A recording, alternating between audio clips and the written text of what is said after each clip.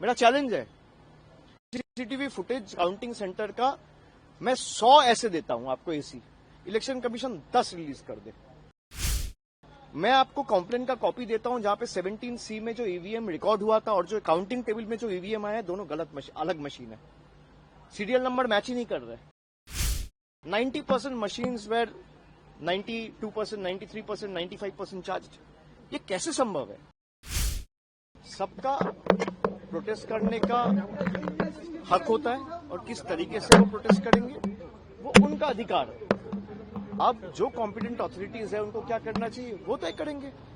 उन्होंने, ममता जी ने साफ बताया है कि जिस तरीके से चुनाव में लूट मचाया गया है, हम हारे नहीं है, पर जिस तरीके से लूट के हराया गया, मैं आपको मतलब सुबह से मैं ऐसे 100 कैंडिडेट से बात कर चुका हूं जो मुझे कह रहे हैं कि 17C फॉर्म पहले भी कहा हूं, मैं फिर कह रहा हूं कि ईवीएम, जो ईवीएम में वोट होता है वो शायद ना मैनिपुलेट हो, लेकिन ईवीएम्स कैन बी रिप्लेस्ड। तो बहुत जगह से हमारे पास फीडबैक आया है और ये रिटर्निंग ऑफिसर को काउंटिंग वाले दिन पे जमा भी दिया गया है कि जिस ईवीएम पे वोट हुआ है जब उसको काउंटिंग टेबल पे मैच कर रहे हैं तो सीरियल नंबर 17C के साथ मैच ही नहीं कर रहे। ऐसे 10 ईवीएम कल्याणी से आया है, मेमरी से आया है और इनका सारा चिट्ठी जमा हुआ है।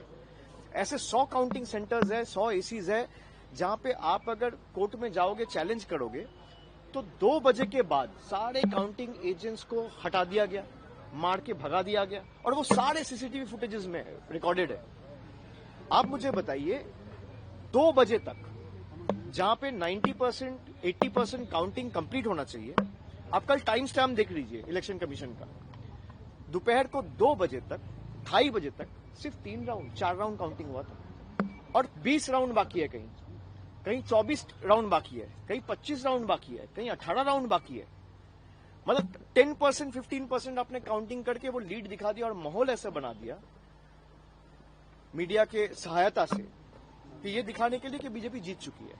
और जोर जबरदस्ती, वहां पे कोई स्टेट का आदमी था नहीं। आप जिसको बिठाए काउंटिंग ऑब्जर्वर सेंटर का आदमी है, माइक्रो ऑब्जर्वर सेंटर का आदमी है, रिटर्निंग ऑफिसर इलेक्शन कमीशन ने बिठाया है, स्टेट के आदमी को हटा के अपने खास लोगों को बिठाया है। अच्छा, जो गार्ड कर रहे हैं दे आर पैरामिलिट्री फोर्सेस। तो सारे सेंटर के लोग, स्टेट का कोई है ही नहीं। मतलब पूर्व मेदिनीपुर में मैं आपको बता रहा हूं कि सुप्रीम कोर्ट का जो ऑर्डर था कि randomisation rule should be implemented in letter and spirit, जहां पे स्टेट और सेंटर का एम्प्लॉय दोनों होना चाहिए, वहां पे खाली सेंटर के एम्प्लॉयज थे। ऐसे कई काउंटिंग सेंटर्स है। तो जिस तरीके से लूट मचाया गया है, जोर जबरदस्ती, आपने पहले भाई तृणमूल और बीजेपी का वोट का फर्क क्या है? 32 लाख, 30 लाख को तो आपने पहले ही वोटर लिस्ट निकाल दिया, 7 लाख नए वोटर्स ऐड किए, 10-15 लाख आपने काउंटिंग में मैनिपुलेशन किए। अगर भाई जनता के राय के ऊपर आपको भरोसा है तो आप सबको रखिए काउंटिंग सेंटर में, सबको वोट करने का ताकत दीजिए। लेकिन पीएम, आपको दिक्कत क्या है? सर पीएम ने तो कहा ये बंगाल का जनादेश है, तो क्या ये बंगाल का जनादेश आप नहीं मान रहे हैं? नहीं, अगर जनादेश है तो भाई आपने देखा ना, काउंटिंग सेंटर से तृणमूल के लोगों को भगाया गया मार के।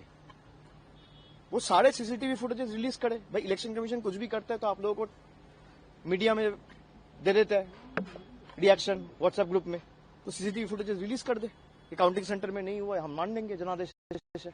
मेरा चैलेंज है, सीसीटीवी फुटेज काउंटिंग सेंटर का मैं 100 ऐसे देता हूं आपको एसी, इलेक्शन कमीशन 10 रिलीज कर दे। काउंटिंग सेंटर का पूरा दिन का सीसीटीवी फुटेज, खास करके 12 बजे के बाद से 6 बजे तक का, 6 घंटा का रिलीज कर दे।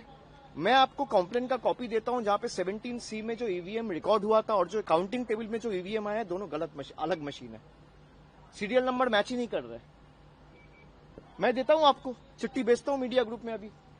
और ये आज मैं नहीं दे रहा हूं, कल हमारे काउंटिंग एजेंसी आरओ को दिया है, जहां पे मान लीजिए वोटिंग मशीन्स जो पूरा दिन आप ये कैमरा यूज कर रहे हो, बूम यूज कर रहे हो, भाई इसको आपको चार्ज तो करना पड़ता है। 12 घंटा मशीन यूज हुआ है, जिसका चार्ज खत्म हुआ 50%, 55%, 59%, 60%, 90% मशीन्स वेर 92%, 93%, 95% चार्ज। ये कैसे संभव है? तो जनादेश है तो आप ये सार्वजनिक कर दीजिए, हम मान लेंगे जनादेश है। और जनादेश चाहे तृणमूल को 80 सीट मिले, 8 सीट मिले, 100 मिले, 150 मिले या 2 मिले, भाई हम वो सर झुका के लोग जो आदेश देंगे हम वो मानेंगे, और लोकतंत्र का यही खासियत है।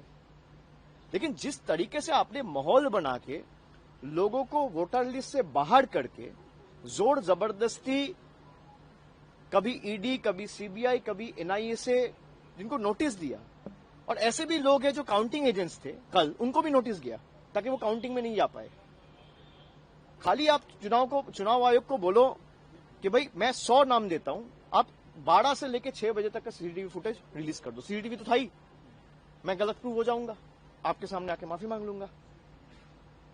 तो ठीक है, इसमें पार्टी में चर्चा होगी, और आने वाला दिन में जो भी होगा एक फैक्ट फाइंडिंग कमेटी हम लोग बनाए। जिस तरीके से हम लोगों के ऊपर टॉर्चर किया जा रहा है, जा जाके पार्टी ऑफिस तोड़े जा रहे हैं, घर में घुस के मारा जा रहा है, हर जगह पे आपने देखा है। कल रात भर हम लोगों के पार्टी वर्कर्स के ऊपर जिस तरीके से अत्याचार हुआ है, मैं सबको यही कहूंगा कि तृणमूल के जितने भी सैनिक हैं, आप एकदम स्ट्रांग रहो, पार्टी आपके साथ डट के खड़ा है, और जहां तक हमें जाना पड़े हम आपके लिए जाएंगे। और इसीलिए एक 12 मेंबर्स का फैक्ट फाइंडिंग कमेटी बनाया गया है। 3 टीम अलग बनी है, जिसमें 4-4 मेंबर्स रहेंगे, और परसों से ये विजिट चालू होगा। कल आपको डिटेल ब्रीफिंग इसके ऊपर मिल जाएगी।